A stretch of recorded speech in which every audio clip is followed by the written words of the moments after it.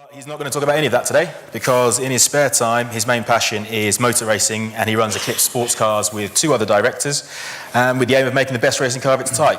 And we're actually very appreciative Clive has made it down today, because he had a very nasty crash on the weekend, where he destroyed a car that looks much like that. So, yeah, thank you very much for coming down. So, over to Clive. Well, thank you, David, for that. And yeah, racing cars, as Martin almost said earlier, this is really what CFD was invented for. So this is what I'm going to run through. A bit of background, because it's important to put CFD into context, and it's quite interesting.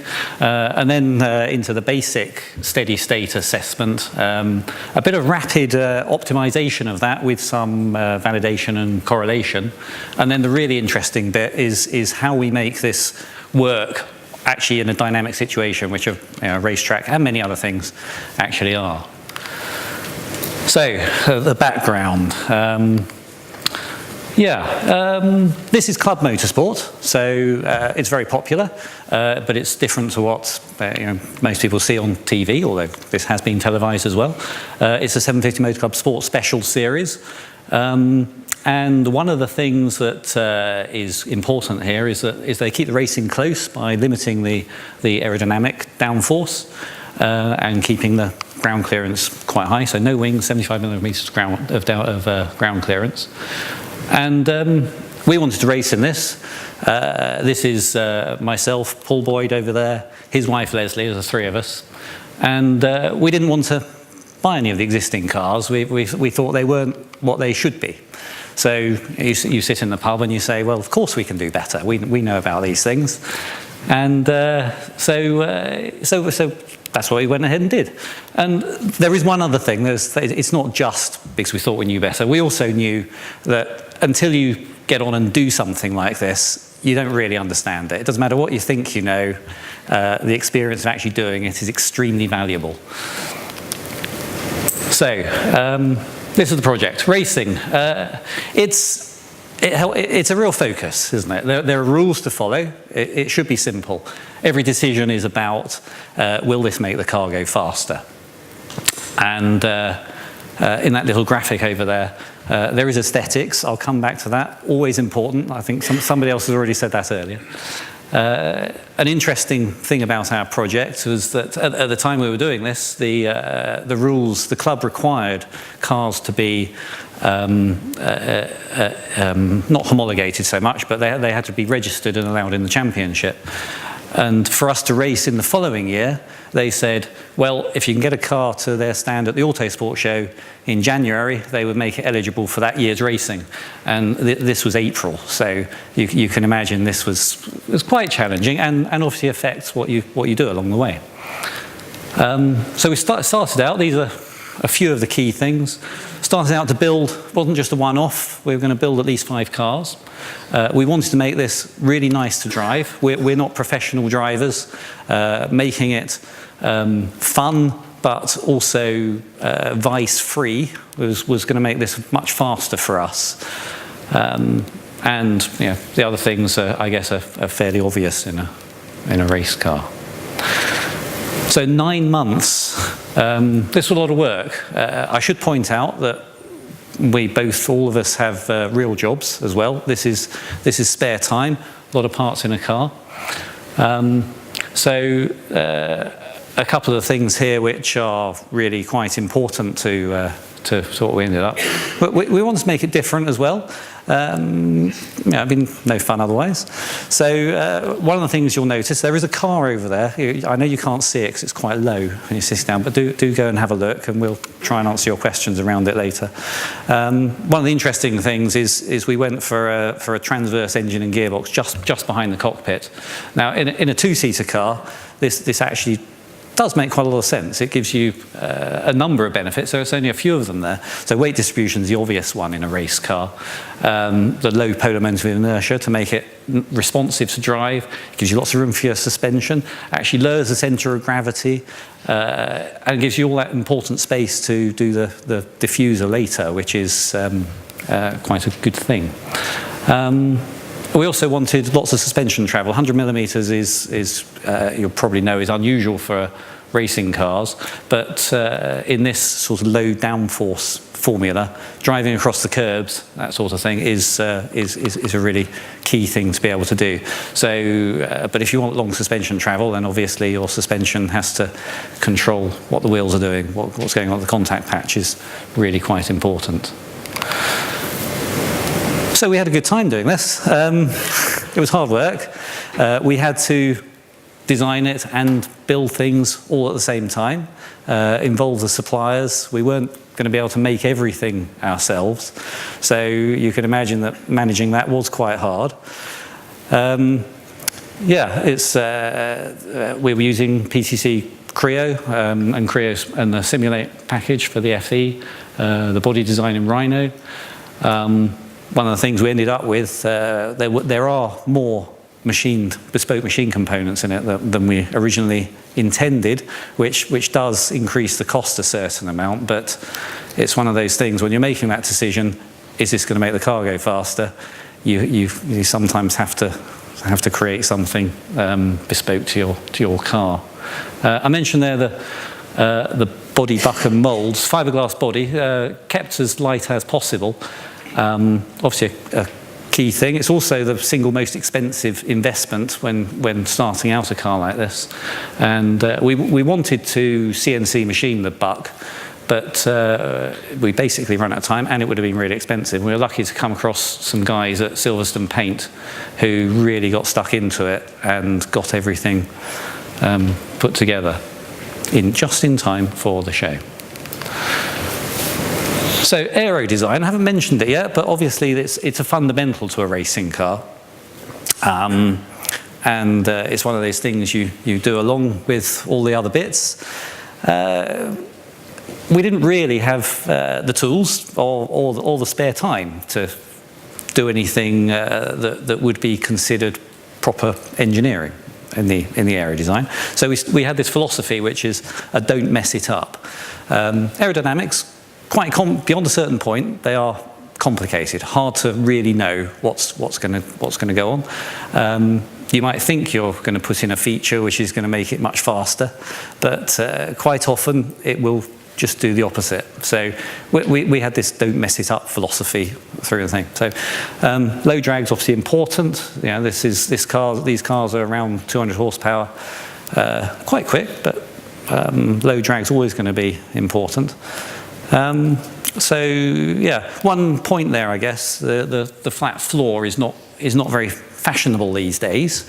In a two-seater car, it actually makes a reasonable amount of sense because it's quite easy to get downforce at the front, quite easy to create lift at the back. Flat floor with a diffuser at the back is the way to go. Also keeps the centre of gravity lower, which is kind of important to us. Aesthetics, as I said, one of Paul's titles is styling director. Fortunately, he's quite good at this, and I think that getting the proportions right, making it look nice. In the end, we did want to sell a few of these cars. We also want to be driving a good-looking car, and yeah, it's one of those things always in the mix.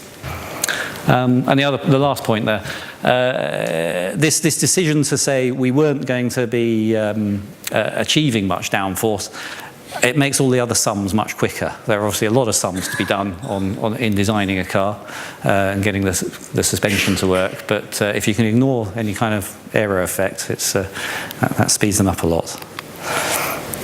So, you probably saw on that last slide, it's worked really well so far. It's been great fun. But what do we do next? We've been driving around without diffusers mostly. And the diffuser was always intended to be on there, and something which should improve the aerodynamic balance of the car. And this isn't something that we were going to be able to do alone. So this is where GRM come into it. So the steady state. This is obviously the basic first look. So this is SolidWorks. And it's as you'd expect. It shows that with the simple car, this is a simple. The car has been simplified. There are We don't have moving wheels, we don't have flow through the radiator, the cooling and that sort of thing. But as you can see, there is room for improvement. So, I mentioned we had actually tried a couple of diffusers just to see how they worked driving the car around. So obviously you start with the very conservative 7-degree simple diffuser and say, can I tell the difference driving it around? The answer was no. So we moved on to a very aggressive diffuser, which was, it had as you can see in this picture here, has an initial 7-degree, a very short 7-degree bit, and then sweeps up into 20 degrees. The idea with this is that if the vortices generated from the flow coming in the side are big enough, it might make the air stick. You might get a fair bit of downforce, maybe at the expense of drag, but at least you might be able to feel it when you drove it. So it was worth a try. So in reality, couldn't really tell. So, but these are also the steady state figures for it. And as you can see, there's a potential improvement with a 20-degree diffuser, but there's also separation there, and it's far from optimized. So next step, quick route to moving on to something that's worth messing around with, the visual DOC. So this, as you can imagine, parameterized. You pick the things that are you think are going to make the biggest difference.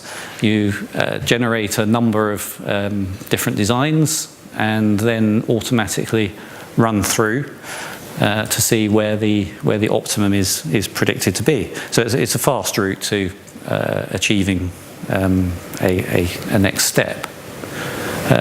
It also allows you to optimize within those. There were 25 different, but it can also present a DOE style comparison and get the optimum, assuming you're aiming for a particular target. So in this case, if you're looking for the maximum predicted downforce, these are the numbers it came up with.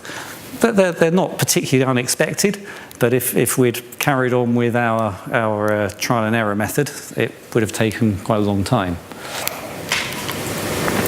Summary of the test results. It's quite significant. We weren't doing badly before, but this is a significant step up. Quite possibly, you might spot this one. So, an important, press the button, important next step. So, GRM also took responsibility here for doing a bit of correlation. So, CFD is great, but like all these things, you really want to know whether it's pointing in the right direction. So they made this tray. This was designed, rapid prototyped on their own machine, to carry the differential pressure sensors. And I have to say, I was very impressed that this actually worked first time. If you've been involved in testing things, it usually takes a bit of work to get some really usable results. So well done on that one. Two things here. First one is drag calculations. Simple coast down, up and down that strip, as you saw. Doing a fairly simple calculation from here. There's a number on the end of that which I can't quite see. So I can tell you what the numbers used to say. Yes, that's right, thank you. Yeah, so the CFD simulation said 400 newtons of drag. The calculation, the measurements here said 550 newtons, which is pretty good considering that the CFD didn't have the driver or the flow through the radiator and so on. So that's a reasonable on target in this step. So the other thing is measuring the pressure around the diffuser, which is so I first point out that this delta pressure isn't kPa, unfortunately. That's in pascals. If we'd had 6 bar, I'd be quite impressed. So the first part of the diffuser compares remarkably well with the CFD. But then, as the test line there, the red line below shows, we're not achieving quite the response we hoped for. So it does indicate that there is a bit more flow separation than the CFD originally said. So where do we go from here? So the problem with CFD and racing cars is that racing is a very dynamic activity. You don't really care if you've got downforce down the straight, which the steady state simulates. What you really want to know is what happens when you're going around a corner, the car's rolling, what happens when you turn in for the corner, where the car's obviously pitching. There are a lot of things going on. Conventional route is to do an awful lot of steady state CFD with different yaw angles and so on, and then try and work out what it means, and that's quite tricky. So this is potentially very interesting. So LS Dyna includes a transient CFD solver, coupling that to an FEA solver. These little pictures are the standard demo ones showing the transient flow and springy things responding, basically. Bottom right picture is the mesh automatically updating. So this is quite an interesting case, plus the fact we have a little video of it, which helps. Paddock Hill Bend is quite a fast corner. Well, I say quite fast. It's I think you go into it at around 80 miles an hour in these cars, come out at about 95. It's quite a steep downhill. At the bottom of it, you have this significant compression, which lasts for a reasonable period of time, and that means that you can go faster than you think around the first bit, and then use the compression at the bottom so you don't get flung off into the gravel if you get it right. The question this raises, of course, is what's the aerodynamics around the car doing during this compression? It's quite dramatic, as you can see, where it goes up to 2G during this compression. And here's the first result. Now, what you can see here is that so this is fully coupled, moment by moment, the airflow along the car, and the compression that's been measured in a car around Brands there, then put onto it, and seeing how and this is with springs, the known damper forces, and what this shows, the first look here really, is the graph here. So the blue line with no aero loads is the displacement of the car, and what the simulation shows, coupling the CFD and the FE, is that the downforce is actually increased. So we have this line which is extended longer. And the important point to remember here is that the amount of turning you're going to get from the car is pretty much related to the area within this curve. So a bit more work, and this will turn into something which actually makes the car go faster around the corner. There's obviously a lot more to do. So what we really want to know is as I mentioned, the turn-in, the critical things, so riding the curbs, you're always crossing the curbs at the apex, that throws the car around at a really critical moment. The exit to the corner where you want the traction and you're going over the curbs, disturbing the CFD. This is going to give us an insight, hopefully without doing that raft of steady state stuff, which is really hard to interpret. So, quick summary. Yeah, the traditional approach, it works. CFD is good for steady state stuff. The optimization was good. We like that. That gets us to the next step really much more quickly than you might think. Something that's worth then taking forwards. Always an issue doing CFD. You can't actually do it simultaneously. You have to design something first and then work out what to do next. What are we going to do next? As I said, on-track flow behavior, very complex, dynamic And that's going to help us quite a lot. Lots of other applications for this, obviously. Racing cars are the best thing, but there are others out there. Automotive bonnet flutter, an obvious example. Lightweighting means that gets more tricky for everybody. You don't want to reduce your bonnet flutter and throw away the advantages. This is a means to analyse that. More serious, or rather more expensive race series, not necessarily more serious. This in theory, will save quite a lot of time and lead to some serious insights. America's Cup, we've already seen, highly dynamic situation. That's an obvious real application. Renewable power generation, we're talking about more conventional wings, wind turbines, that sort of thing. Lots of situations where this is a really good idea. So, thank you for listening. If you want to look at the car and talk about it later, have a go.